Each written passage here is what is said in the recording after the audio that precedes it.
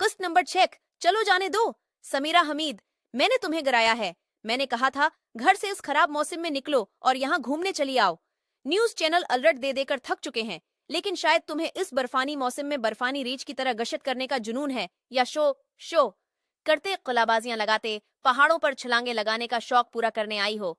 वहां से निकालकर पापा तुम्हें यहाँ लाए, मगर वही तुम्हारी जीटली टाइप की रोह तुम्हें फिर घर से बाहर ले आई और तुम इस गड्ढे में आ गए। 2 बार फंसल कर सनभली, मगर फिर भी वाक करने से बाज नहीं आई। जब बर्फ पर चल नहीं सकती तो चलती क्यों हो? अगर मैं तुम्हें खिड़की से न देख रहा होता तो तुम यहीं पड़े पड़े ठंड से अकड़ जाते और तुम्हारी अकड़ी हुई लाश ही तुम्हारे घर जाती और तुम्हारी वो जन्नत जन्नत हेल्प हेल्प की आवाजें यहाँ से 15 फट से आगे सुनाई नहीं दे रही, और घर 40 फट के फासले पर है और जंत इससे भी बहुत ज्यादा फासले पर। तुम शहरी लोग कभी बर्फ नहीं देखी? बर्फ देखते ही ऐसे पागल हो जाते हो जैसे इंग्लिश मूवीज में भेड़िए चांद के निकलते ही हो जाते हैं। हुर्रा उसे ही देख रही थी और उसे देख ही सकती थी। नुकलो, अब वो बदतमीज अब भी चुप नहीं हुआ था, साथ साथ चाय के घूंट भी ले रहा था।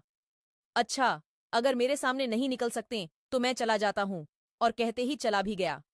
एक बार फिर हरा ने बेमुश्किल सर निकालकर बाहर देखा। वहां कोई नहीं था, वो वाकई में जा चुका था। बदतमीज, हरा बेबसी से खड़ी कुछ होने का इंतजार करने लगी। ये लो चार्लीज एंजल्स। उसने लकड़ी के एक चौड़े तख्ते को गड्ढे में नीचे से ऊपर की तरफ आढ़ा रखा। उस पर से चलकर ऊपर आ जाओ। वो इसके जाने का इंतजार करने लगी कि वो जाए तो वो ऊपर आए। उसके सामने वो बाहर नहीं आना चाहती थी, मगर वो मजे से वहीं खड़ा रहा। नाचार हाथों और पैरों की मदद से बिल्ली की तरह चलती वो बाहर आ गई।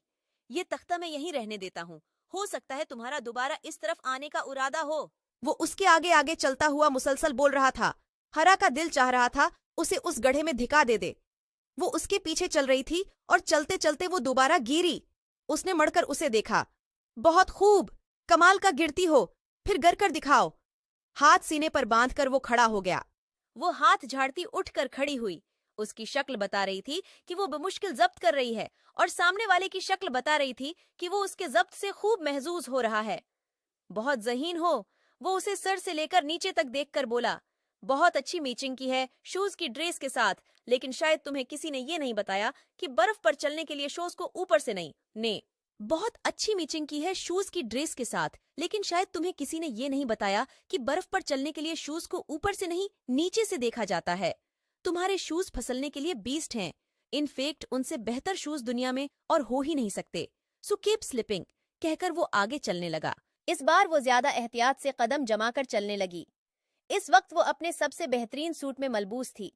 सियाह डबल हाई नेक, गहरे नीले टाप नमा टी शर्ट और हम रंग घटनों तक लॉन्ग कोट स्याह स्कार्फ ग्रा की सूरत गर्दन के गर्द लपटा हुआ था, और जिन लॉन्ग शोज पर उसने इतनी तनकीद की थी, वो लॉन्ग शोज इमरजेंसी में रात एक बड़े स्टोर से लाई थी। उसकी किस्मत खराब की चलते चलते वो एक बार फिर फंसल गई। उसने एक जोरदार कहका लगाया और देर तक हुनसता रहा जैसे सालों बाद मौका मिला हो। बहुत खूब, बहुत खूब। गुस्से और खिफ़्फ़त से वो वहीं बैठी रही। उसने उसके सामने उठकर चलने की कोशिश ही तरक कर दी और उसके वहां से चले जाने का इंतजार करने लगी। क्या अंदाज है शहरी लोगों का। बुलंद बांग खुद कलामी करते वो वाकई चला ही गया। एक बार मजीद गिरने के बाद वो भी अंदर आ ही गई। किचन में से इसके और जनात के हंसने की आवाजें आ रही थीं। खिफ़्फ़त और शर्मिंदगी से इसका बुरा हाल था। इतने लंबे तड़ंगे इंसान के सामने इसकी इतनी बेइज्जती हो गई थी। कुछ ही देर में जन्नत इसके लिए चाय से भरा मग और 2 उबले अंडे ले आई। जन्नत की आंखें अभी भी मुस्कुरा रही थीं। हरा बीबी, अपना मूड खराब मत कीजिए, मेहरान भाई ऐसे ही हैं, मैं भी गर जाती तो ऐसे ही करते। रात भर डॉक्टर साहब के साथ काम भी करवाते रहे हैं और बातें भी सुनाते रहे हैं सबको। लड़कों का जो ग्रुप रात यहाँ रहा, अन के साथ तो उन्होंने हद ही कर दी। कह रहे थे कि इस खराब मौसम में अगर वो घर से न निकलते तो इतने शानदार हादसे का शिकार कैसे होते। जन्नत काफी देर तक बोलती रही, लेकिन उसने नहीं सुना। उसे शदीद गुस्सा था। बदतमीज, जाहल। हर्रा गुस्से से बड़बड़ाई।